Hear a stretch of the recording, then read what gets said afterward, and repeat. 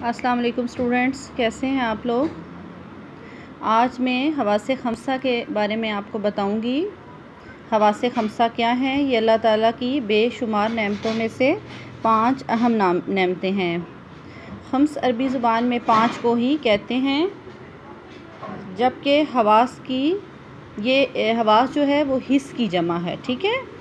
اور حواس خمسہ 5 ہیں، یہ میں آپ کو ان کے نام بتاتی ہوں۔ حس باصرہ دیکھنے کی حس، حس سامعہ سننے کی حس، حس لامسہ چھو کر محسوس کرنے کی حس، حس ذائقہ چکھنے کی حس، حس شامہ سونگھنے کی حس، ٹھیک ہے؟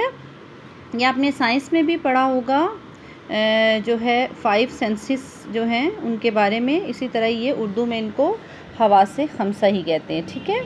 تو حواس خمسہ یعنی کہ دیکھنے کی حس جو ہے، حواس باصرہ دیکھنے کی حس ہے، جس سے ہم جو ہے کسی کے رنگ، شکل، لباس، حرکات و سکنات وغیرہ کو جو ہے اس کے بارے میں معلومات حاصل کر سکتے ہیں۔ حس سامعہ کے ذریعے ہم سن سکتے ہیں، کوئی جو ہے بولنے کی، دھماکے کی، شور کی، چیخ کی، چھپڑپڑاہٹ کی، ہر طرح کی آواز جو ہے حس سامعہ کے ذریعے سے ہمیں ملتی ہے۔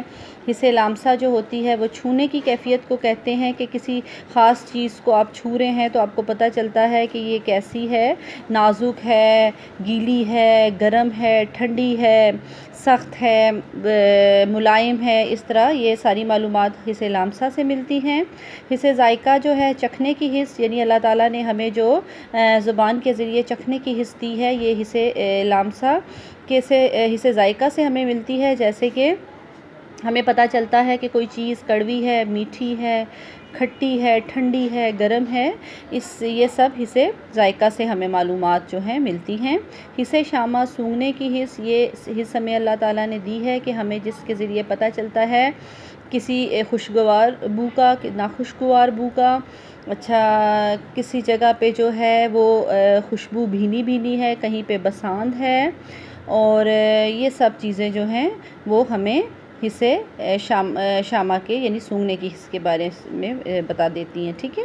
تو ان 5 حصوں کے بارے میں نے آپ کو بتایا۔ ابھی میں آپ کو یہ نوٹ سینڈ کر رہی ہوں، تو آپ نے اس کی جو ہے وہ کاپی پر لکھنے ہیں اور یاد کرنے ہیں۔